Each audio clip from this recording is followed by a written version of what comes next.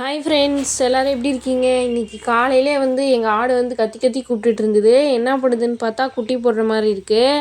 அதனால் அப்புறம் பிடிச்சி தனியாக கட்டியாச்சு.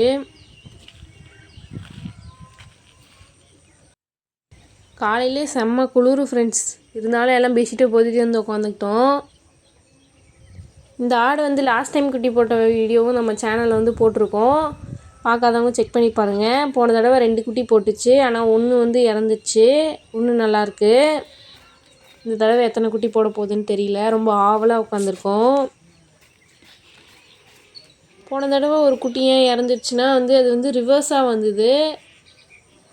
ரிவர்ஸாக வரவும் அதுக்கு உயிரே இல்லை வெளியில் வந்ததுக்கப்புறம்.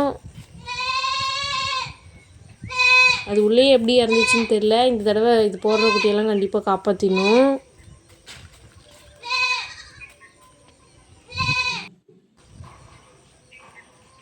இப்போ ஆடு படுத்துருச்சு. அப்போ சொன்னால் சீக்கிரமாக குட்டி போட்டுரும்.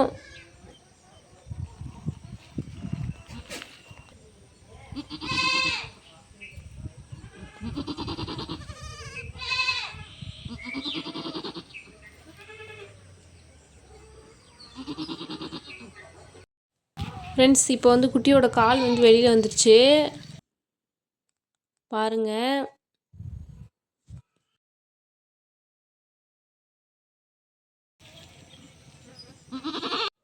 இப்போ குட்டி வெளியில் வந்துருச்சு. வந்த உடனே ரொம்ப குளிர் இல்லையா, அதனால் அப்புறம் மூச்சு விடணும்ல, அதனால் எல்லாத்தையும் தொடச்சி எடுத்து விட்டுட்ருக்கேன் என் தம்பி. பாதி குட்டி தான் வெளியில் எடுத்தான், இருந்தாலும் அது மூச்சு விடுறதுக்கு கஷ்டப்படுறதுனால எல்லாத்தையும் எடுத்து விட்டுட்ருக்கான்.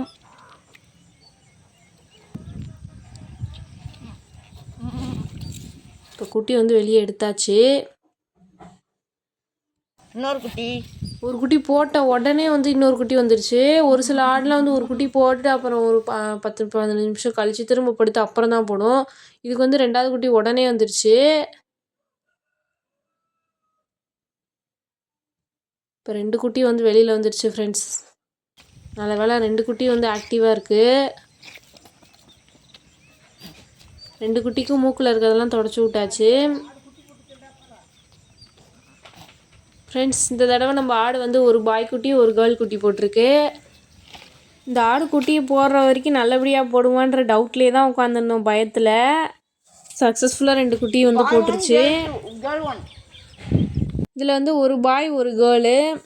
சரி, காலையிலே ஆடெலாம் குட்டி போட்டுருச்சு அப்படின்னு சொல்லிட்டு மாட்டுக்கெலாம் தீனி போட்டு வேலையை முடிச்சுட்டு காலையிலே எங்கே கிளம்பிட்டோம் அப்படின்னு பார்த்தீங்கன்னா, விறுவிறு நம்ம காளான் இருக்கான்னு பார்க்கலான்னு சொல்லிட்டு கிளம்பியாச்சு. ஏன்னா இப்போ மழை சீசன் இல்லையா, அதனால காளான்லாம் பூக்கும். சரி வாங்க, நமக்கு இன்றைக்கி எத்தனை காளான் கிடைக்கிது, இல்லை வெறுங்கையோடு வரமான்னு பார்க்கலாம். இது நம்மளோட வயல், இது பக்கத்து வீட்டுக்காரங்க வயல்.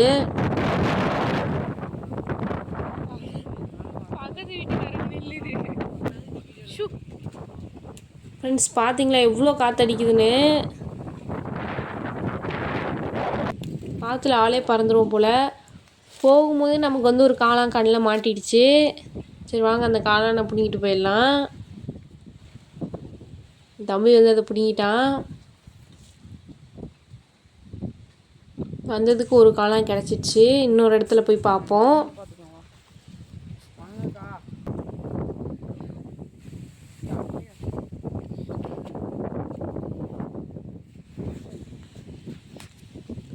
இதுவும் நம்மளோட வயல் தான். இது பொன்னி நெல். கீழே பார்த்தது பக்கத்து வீட்டுக்காரங்களோடது. எப்படி காற்றடிக்குது பாருங்க.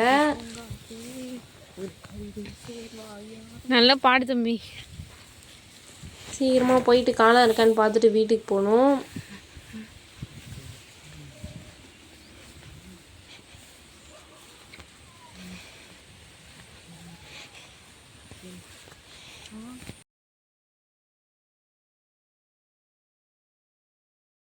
பச்சையாக இருக்கிற வயல்வெளிலாம் கடந்து நம்ம டெஸ்டினேஷனை ரீச் பண்ணியாச்சு. சரி வாங்க, இன்றைக்கி காளான்லாம் இருக்கான்னு பார்ப்போம். வீடு, ஓடை, வயல்வெளி எல்லாத்தையும் கடந்து இப்போ காளான் இருக்கிற இடத்துக்கு வந்தாச்சு. இருக்கான்னு தான் தெரியல. ரீச் பண்ணியாச்சு. Destination reach. இன்றைக்கி மாடெல்லாம் வந்து இங்கே ஓட்டிகிட்டு வரல, அதனால் காடு சும்மா தான் இருக்குது. தம்பி கல்லை பார்த்து ஏமாந்துடாத, குடு குடுன்னு ஓடி போய்.